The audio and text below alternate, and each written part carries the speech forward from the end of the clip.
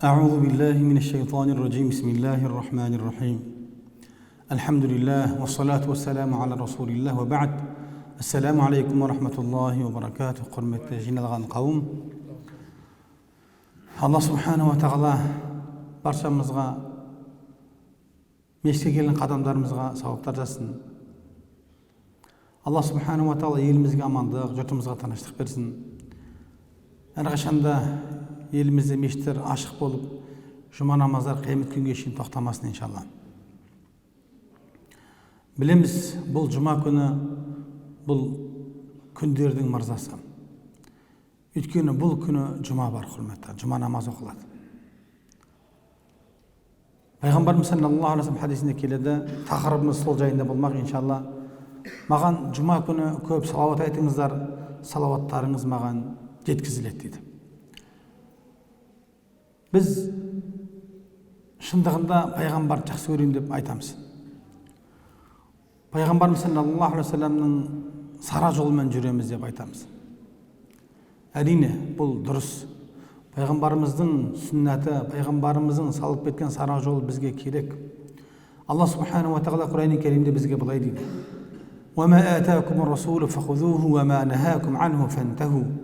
Алланың елшісі сіздерге нені алып келсе, оны алыңыздар. Не нәрседен сіздерді қайтарған болса, одан тыйылыңыздар дейді.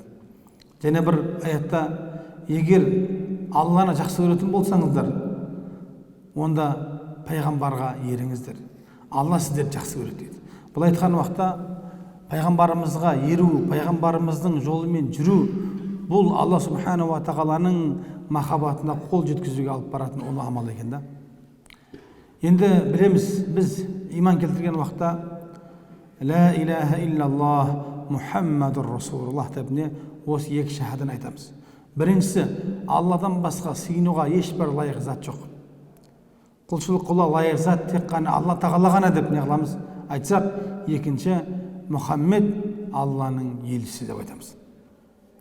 Немесе ашхаду ан ла илаха иллаллах ва ашхаду анна Мұхаммадан абдуху ва расулух. Куәлік етемін, Алладан басқа ешбір тәңір жоқ, және куәлік етемін, Мұхаммед Алланың құлы әрі елшісі деп не қыламыз? Пайғамбарымызды қоса айтады екенбіз.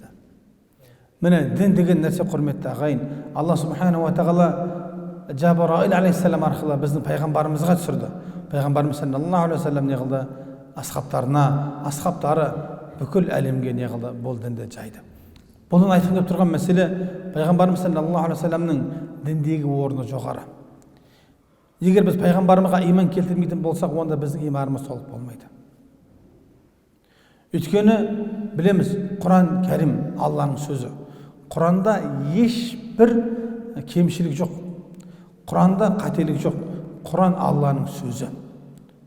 Қараңыздар, алайда сол Құранды бізге түсіндіретін, бізге баяндайтын, қысқаша мәселелерді бізге толыққанды түсіндіріп беретін пайғамбарымыз саллаллаху алейхи ва саллямды қараңыз.